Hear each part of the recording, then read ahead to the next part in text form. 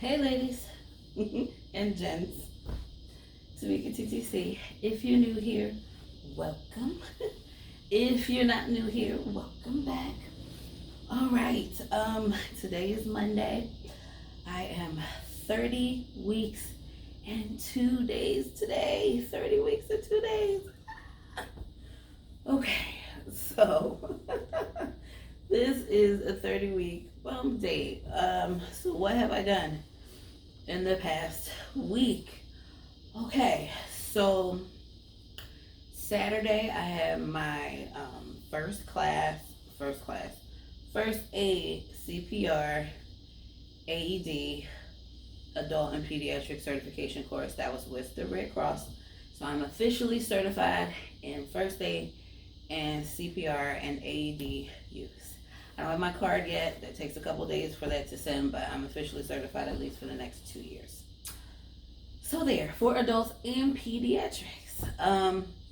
CPR is hard, y'all, and it's especially hard on newborns and infants, especially if you have nails.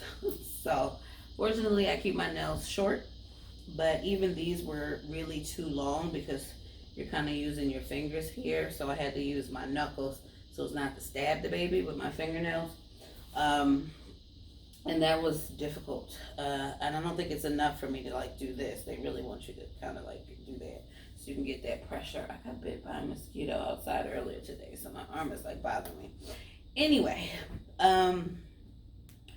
so that's done. So far, out of all my birth classes or the classes that I wanted to take, I've taken 3 out of 4. So that's the preparing for birth course that included the hospital tour, a breastfeeding course, and the first aid CPR course. And the last course I have to take is a newborn care course. So I will take that course on Wednesday, so that'll be in the next bump date. But the purpose of that course is basically to help you with like umbilical cord care, I guess swallowing the baby, feeding the baby, birthing the baby, proper sleep positions. What else is in that course? I think circumcision care and things of that nature, diaper rash, whatever, all the kinds of newborn things that you'll come across. So excited to take that. That will be on Wednesday evening. Whew, what else? Okay, so today, and it kind of went into this week, but it started on Friday, which was still last week. That was my roof replacement. So it only took them 3.25 days. They were here most of the day on Friday. They got rained out a little bit. They were here all day Saturday, all day Sunday, and they were here a little bit this morning. So it's 10:15. They were here about 7 o'clock in the morning trying to finish up, my side at least. They're all finished now, so you don't hear any noise. So glad to see that they're all finished. A few moments ago I was outside, they were cleaning everything up and everything, but they're all done now. So my roof replacement is done. It is officially done. That is checked off the list. Woo! All right, so what else was on my to-do list? Hiring a doula. I have not hired a doula. However, I did make inquiries of 3 different doulas. I have talked to 2 of those. Doulas are expensive, y'all. Expensive. I'm kind of still waiting to hear from the 3rd doula. If I don't hear from them today, I'm just going to make a decision and hire one. So I can get that checked off the list as well. So all the doulas are about the same price, so it's really not about pricing. For me, it's going to be about how I vibe with the particular doulas. And the 2 that I talked to, I don't have a whole lot of choice in like the birthing doula, but the postpartum doula, which I'm mostly interested in the postpartum because I will likely have a C-section. But on the off chance that I do labor, I want to, deal with an actual birth doula as well. Plus, I want the support in the operating room. I know my niece is here, but she's not really good at high stress situations, and I don't want her stressing me out in the operating room, So I will have her support in recovery in the mother baby room, but I don't want her in the operating room with me. She's a little too extra. So I want somebody level headed and will make sure that things get done the way I needed to get done. Um, but to the tune of $850, like if I knew 100% that I was having a C-section, I would literally just fly somebody out here. Because $850 is a lot. Okay, that is a lot. So I would literally just fly somebody here for the $850, use my points or whatever, and just have them here with me and call it a day. But because I'm not 100% sure, I'm like 95 to 97% sure I'm going to have a C-section. But because I'm not 100% sure that I will have a C-section, I do want a labor coach. So I guess I'm spending $850 for doula. Now that is just for the base services.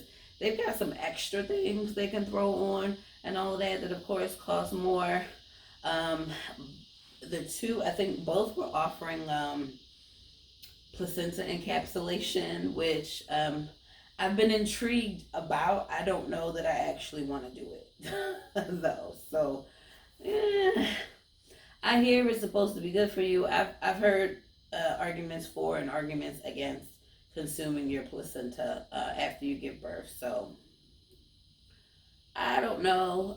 In talking to both, neither of them were trying to sell me on the placenta encapsulation or anything, or trying to give me like the benefits of it or anything like that. It's not all that expensive. It's probably an extra $250 if I wanted to do that. So I think I have some time to decide if I really want to do that or not. I would have to do some more research, but to be quite honest, it's not high on the priority list. So that's what's going on with the doula. So right now, I have two that I'm looking at. I'm waiting to hear from the third. If I don't hear from the third, then I'll make the decision tonight and hire the one tomorrow. So that will be check off the list. So what I still need to do is find a pediatrician. That's going to be important. Also, I'm going to need to find a GYN, somebody who can do my 6-week post care. I don't know if the midwife will do that. MFM probably won't do that. My RE is no longer practicing GYN, so I have to find a new GYN. I'm perturbed about that, but it is what it is. So yeah, so that's pretty much what went on in my 30 weeks. It's been a busy week. There was some drama regarding payment of the roof replacement, and I'll tell you about this drama only because the drama's over now. But basically, the insurance is paying for my roof replacement because you guys know the tree fell on the house. So the insurance, when they wrote the check out to me and the lien holder of my mortgage. So I had to basically deposit that check in that account. Now, that is not my main bank account. I only use that account to pay my mortgage. So I don't have any checks, even though I have a checking account. I don't have any checks for that account. My mortgage comes out automatically every month. So I don't have a need to write any checks on that account. I still maintain my main bank account that I had before I moved to Florida. So that is a credit union. It's based out of Philadelphia. All the branches are in Philadelphia. So there are no branches here in Florida.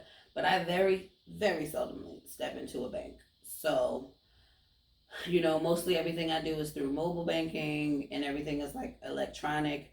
And also, that credit union participates in shared branching. So I've been able to manage to survive down here in Florida without having a bank here in Florida due to shared branching. So this bank that holds my mortgage was a part of that network when I first moved down here, as well as some other banks in the area as well. So my plan in regards to the roof repair payment is when they came here on Friday, they wanted a check for the deposit, which was 50% of the job, right? So the plan was to go to the bank and get like a cashier's check. I never got a chance to go to the bank before. They were going to be here like 7 a.m. Friday morning. I never got a chance on Thursday. Just the day just got away from me. So I didn't get a chance to do it. So the plan was I would write the check on my main bank account.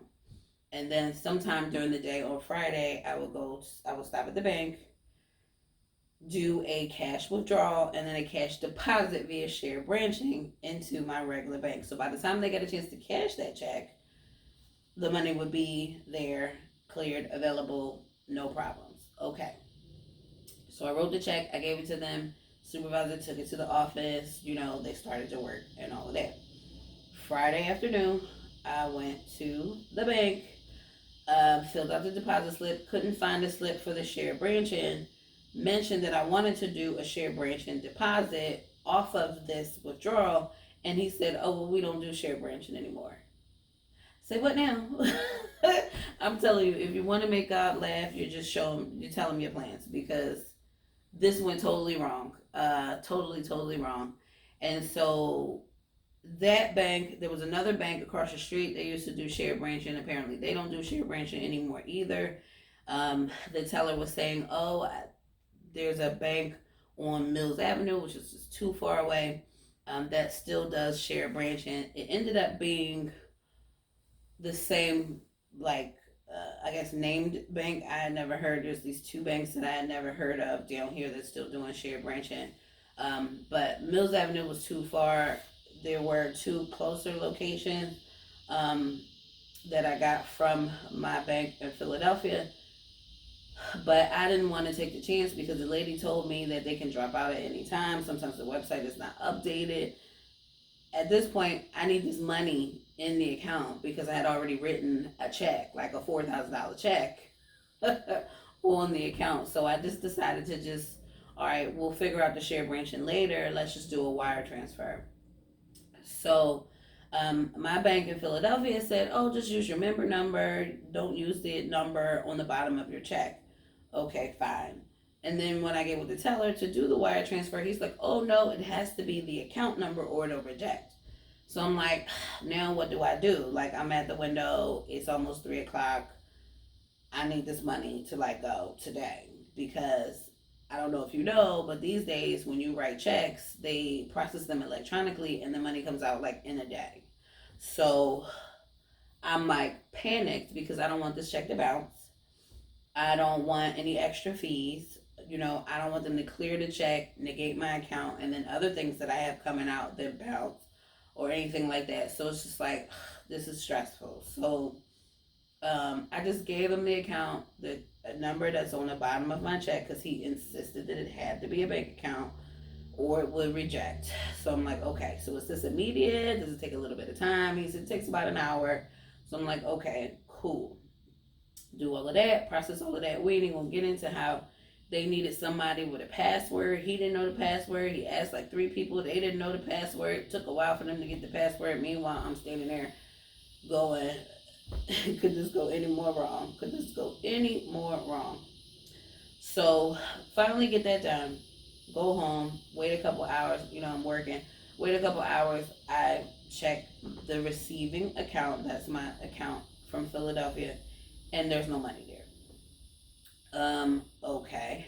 And then I check my sending account. The money is clearly out of there and they charged the $25 for the wire transfer fee. So I'm just like, okay, where's my money? Now I'm worried because I didn't give him my member number like the lady on the phone said all I needed to do. So now I'm worried that it went into somebody else's account.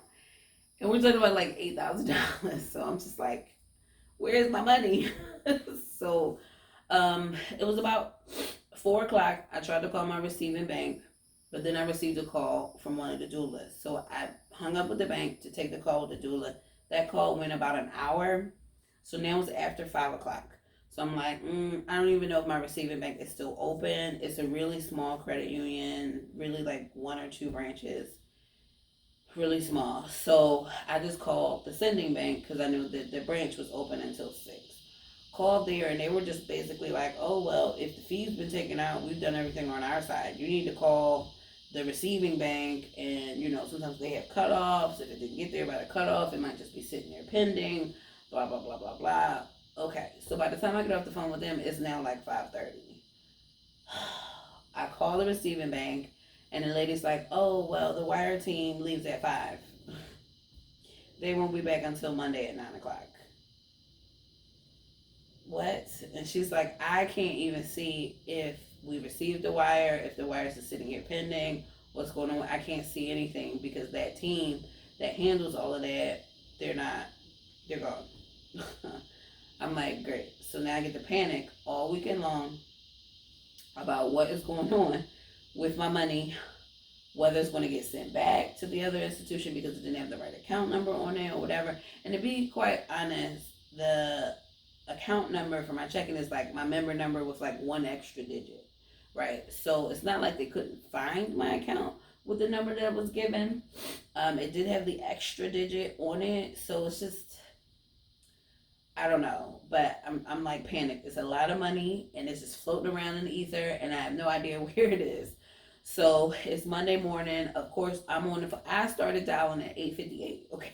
I figured by the time I got somebody on the phone, it would be 9 o'clock. So I got somebody on the phone. They verified my account.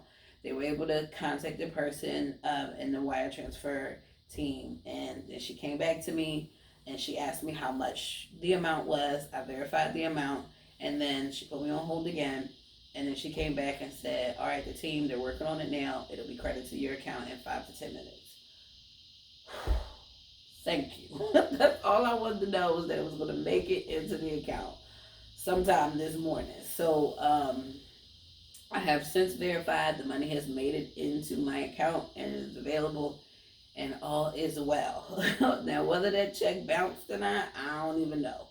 But let's just hope that the office was slow in making their deposits on Friday, okay? And that hopefully the money will come out, like, I don't know, later this afternoon or Tuesday or Wednesday. But either way, the money's in the account now, so everything's good. They worked all through the weekend to get the roof replaced, and my skylights were also replaced. And so everything is everything. So the only thing left with the roof replacement is for, I guess, for them to come out and inspect and make sure everything was done up to code and all of that. So I have to leave this like permit sign or whatever on my door until they come and make that inspection and basically clear everything. I will say things went pretty well, except for the fact that everything was like crazy loud. But that's expected. They're walking, they're banging, they're using nail guns and all of that great stuff. And I was home for most of it. I do have, as I'm sitting here in the nursery, I did notice there is one part of the ceiling here in the nursery, and the ceiling here is like a popcorn ceiling. Hi, Ninja. And I'm noticing a crack, like maybe something came down a little bit too far and kind of pushed up against the edge over here. So I don't know if that was a nail or whatever, but there's like a little crack in the drywall over here. So I think I'm going to take a picture of that and send that to the company, ask them, what they think of it, what could have caused it or whatever. It's not a whole lot of damage. It's just kind of like, why was there damage on the inside of the house when you're just replacing the roof, right? So there's that. But other than that, everything is great. So they replaced everything, including the flat roof extension on the back of the house. And so that's pretty much everything. I'm trying to think what else is going on here. I don't think anything else is going on, right, Ninja? It's just been really loud this weekend. I just need to hop back on to work. Once I get a pediatrician and choose my doula, those will be the most important things to get done before baby G is born. I'm still working on the nursery. I mean, like I said, the big items are already here. It's all about decoration at this point. Things have been a little slow in the decoration only because I've been busy with like the classes and stuff. And the class I took was like part online, part in class. So the studying and all of that for that has been taking up a lot of my free time and stuff. So there's still some work to do, still some work to do. And I'm looking at this carpet in here. It's starting to buckle a little bit. I gotta see what I can do about that. But anyway, I think I just need to stretch it out a little bit. All right, so that's pretty much that. So let's get into I don't know, showing you my bump. I mean, I've got my insulin pump here. I will stand up out of the chair and give you a gander at the bump. Hopefully you can see it. All right, so here we go. We are 30 weeks and 2 days today. And this is all baby G because I have not eaten anything yet this morning. Oops, there's a net or something in here. All right. Yep. And then I'll turn to this side so you can see. That is all baby G. And I believe he is still head down. But yeah. So, that's what's going on. Lots happening. I still do not know my last day of work. They have not gotten back to me. I have submitted my FMLA. I did do that. I have submitted my FMLA paperwork. Hi, Ninja. I've submitted that, and nobody said anything.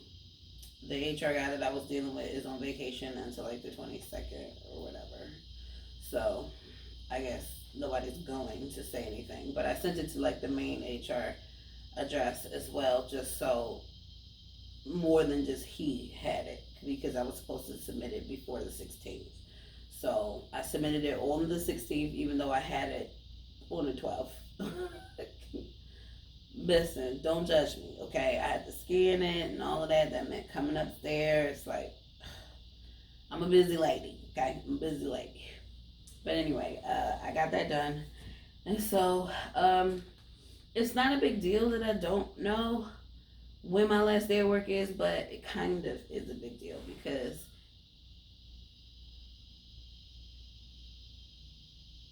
Sky is down there being vocal. Anyway, it's kind of a big deal because I can't really plan what I'm going to do with my time. Either I'm going to be out after September 16th, and then I will have basically those 4 weeks to myself to prepare and to finish getting things done around here and relaxing, or I'm going to be working until I can't work anymore. That makes a major difference in what I have time to do, you know. So that's a little bit annoying, like not knowing exactly what's happening.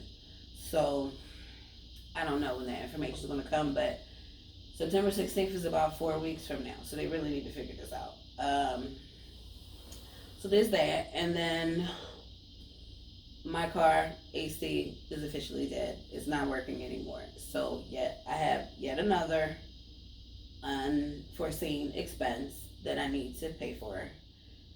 So I have to get my car serviced and get my AC working. But so I have to add that to my to-do list, and that's pretty high on the priority list because here in Florida, when it rains, you know, it's hot. And then it rains, and that kind of cools everything off, so all the windows get fogged up. And when the AC is not blowing, I cannot defog my windows, so you can't see to drive. Not to mention, it's hot. So I have to get that addressed. I do have to get that addressed. So there's that. Old cars, man. I'm trying to hold on to this vehicle. It's paid for. I mean, it's a 16-year-old car. It's done me very, very well. And if I gotta pay, I don't know, $1,500 to keep it running, that's better than investing in a note. You know what I'm saying? So I'm gonna try to get that dealt with. Probably. I wish that money would have come over the weekend, and then I would have got it dealt with on Sunday. but I wasn't sure what was going to happen with that money, if it was going to be a few more days before the money was going to hit my account and stuff. So I was trying to at least have enough money in my account to like cover the check, even if it like put me under just a little bit. So, because I do have some overdraft protection, but it's like, and next week is a working weekend, so I'm not sure if I'll be able to get it addressed, but hopefully, maybe I can get it addressed by next weekend, and they'll probably have to order a part or something like that, and then I'll have to come back and get it done. So it's just so much to do, y'all. It's just so much to do, and there's a baby show that I want to go to the weekend after that here in the city. That will be MommyCon. So I don't have very many weekends. You know what I mean? I don't have very many weekends, and it is hard to get a car to be serviced in the middle of the day. So I guess technically I could maybe take it and then get like a lift or something back home so I can continue working or whatever. But I don't know. I'm gonna have to figure out how to get this done. I wished my AC would have like just hung out just a little bit longer, but it didn't. Anyway, that's it. This is what I have going on at 30 weeks gestation. I will see you guys in the next video. Sticky baby dust, all of CTC. Bye.